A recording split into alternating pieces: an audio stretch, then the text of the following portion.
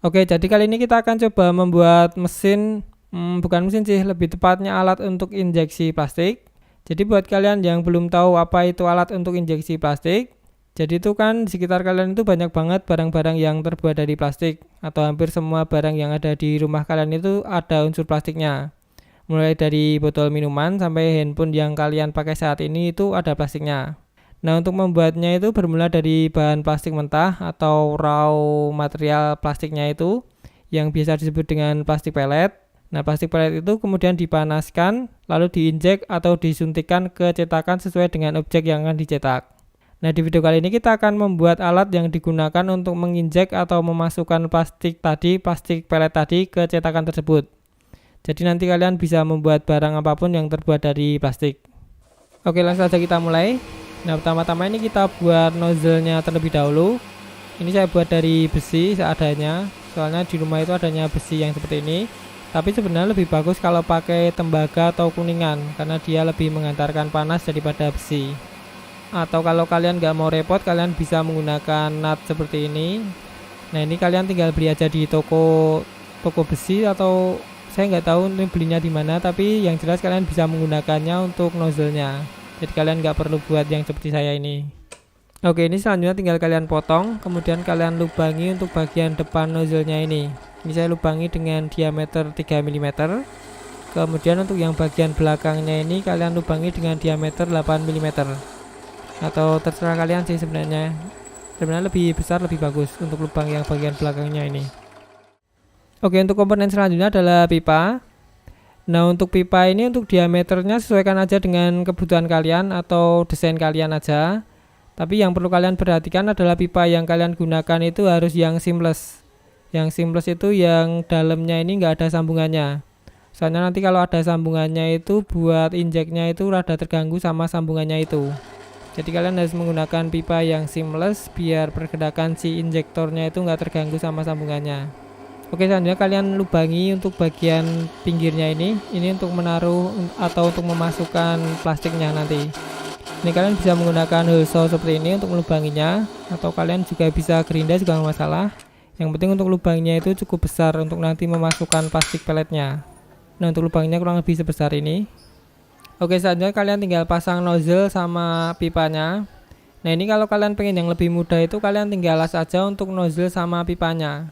Tapi ini nggak saya rekomendasikan, soalnya nanti kalau ada masalah, misalnya nozzle-nya macet atau gimana gitu, untuk memperbaikinya susah, karena kalian harus ngelepas lasnya terlebih dahulu.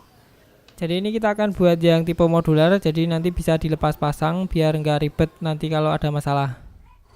Oke, jadi sini kalian tinggal lubangi aja 3 buah lubang yang kemudian kalian buat drat di ujung nozzle-nya ini. Yang simpel daripada harus buat satu buah drat yang besar di depan pipa sama di belakang nozzle-nya. Yang untuk diameternya ini lumayan besar, sekitar 25 mm. Saya nggak ada tabnya atau alatnya yang untuk membuat drat sebesar itu, jadi ini saya buat yang lebih simpel aja. Oke, dari untuk ujung nozzle-nya udah saya lubangi 3 biji sama sudah saya buatin drat juga.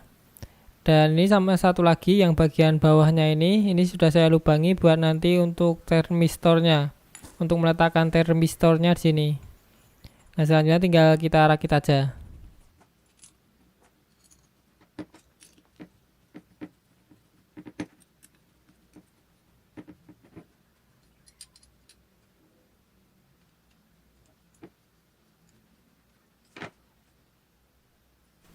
Oke, dan ini untuk tuas injektor atau tuas pendorongnya juga sudah saya buat tadi. Jadi untuk tuas pendorong ini kalian cuma butuh as besi pejal yang ukurannya sama persis dengan lubang pipa yang kalian gunakan. Dan pastikan untuk diameternya itu benar-benar persis dengan lubang yang ada di pipanya atau pipa yang kalian gunakan. Soalnya nanti kalau kalian pakai as yang terlalu kecil, nanti plastiknya itu malah nggak terdorong ke bawah dan malah naik ke sela-sela injektornya. Jadi usahakan untuk pipanya itu diameternya benar-benar pas sama pipa yang kalian gunakan. Oke, selanjutnya kalian tinggal pasang baut di belakang dari pipanya ini, biar si tuasnya itu nanti nggak lepas dari nozzle-nya atau dari injektornya. Oke, kurang lebih seperti ini untuk rangkaian injektornya. Nah, selanjutnya kita ke bagian elektroniknya. Oke, jadi untuk komponennya ini pertama-tama ada PID controller, PID temperature controller. Nah, ini saya menggunakan Rex C100 untuk PID-nya atau temperature controllernya. Tapi kalian juga bisa menggunakan versi yang lain. Dan ini di sampingnya ini juga udah ada skema atau rangkaian untuk merangkai dari komponen-komponen yang lainnya. Nah, kalian tinggal ikutin aja sesuai dengan skema ini. Kemudian di belakangnya juga udah ada nomor-nomornya, nomor pitnya. Jadi kalian tinggal pasang aja, sesuaiin aja nomornya ini sesuai dengan gambar skema yang tadi. Itu aja untuk merangkainya. Cukup mudah karena cuman ada beberapa komponen aja untuk rangkaiannya ini. Oke, mungkin langsung aja kita rangkai untuk PID controllernya ini. Oke, dan untuk rumahannya ini saya menggunakan casing bekas power supply. Ini udah saya lubangi bagian depannya untuk meletakkan PID controller temperatur yang tadi. Selanjutnya untuk komponen lain seperti relay, ya cuma relay aja untuk komponennya yang bisa ditaruh di dalam sini. Atau kalian juga bisa menggunakan casing-casing yang lain seperti casing adaptor atau casing amplifier, terserah kalian. Pokoknya yang bisa muat PID controller sama relay aja.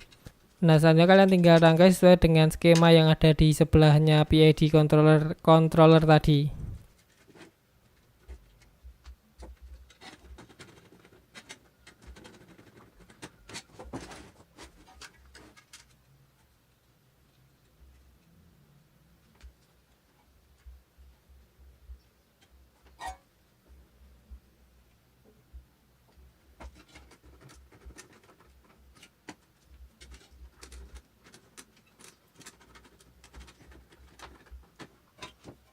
Nah, kalau udah selesai kalian tinggal cek apakah udah nyala atau belum. Tapi pertama-tama jangan hubungkan ban heater terlebih dahulu. Kalian bisa menggunakan beban lain seperti solder atau lampu. Tapi jangan beban heaternya langsung, heater yang akan kalian gunakan langsung, soalnya nanti dayanya terlalu besar.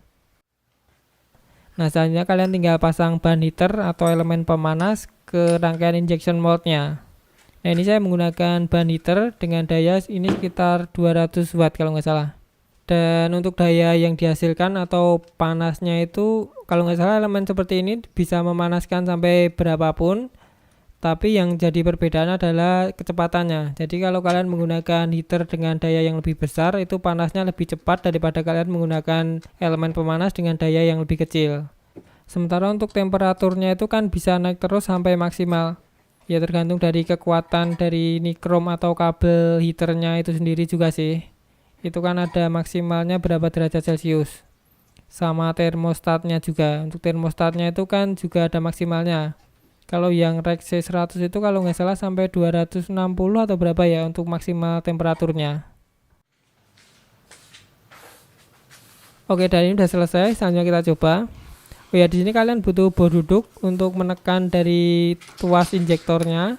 Soalnya saya nggak buat untuk injektor manualnya. Jadi ini saya menggunakan ekstensi dari bor duduk aja. Oke, saja kalian tinggal set termostatnya ke suhu yang kalian perlukan sesuai dengan material yang kalian gunakan. Nah, ini saya menggunakan nilon atau copolymer atau apalah itu yang titik lelehnya itu sekitar 160 derajat Celcius. Jadi ini kita set ke 160 derajat Celcius untuk termostatnya. Kemudian kalian tinggal masukin aja untuk materialnya ke mesin injeksi plastiknya. Nah, selanjutnya kalian tinggal tunggu untuk heaternya itu sampai ke titik yang kalian tentukan, ke temperatur titik yang kalian tentukan. Ini punya saya ini 160 derajat. Ini butuh waktu sekitar 12 menitan untuk sampai titik 160 derajat. Lumayan lama. Oke, dan kalau udah sampai titik tersebut, titik 160 derajat atau titik lelehnya, kalian cukup tunggu sebentar untuk menunggu sampai plastiknya itu meleleh semua. Nah, selanjutnya kalian tinggal injek. Nah, ini karena saya nggak ada cetakannya, jadi ini kita coba injek kosongan aja.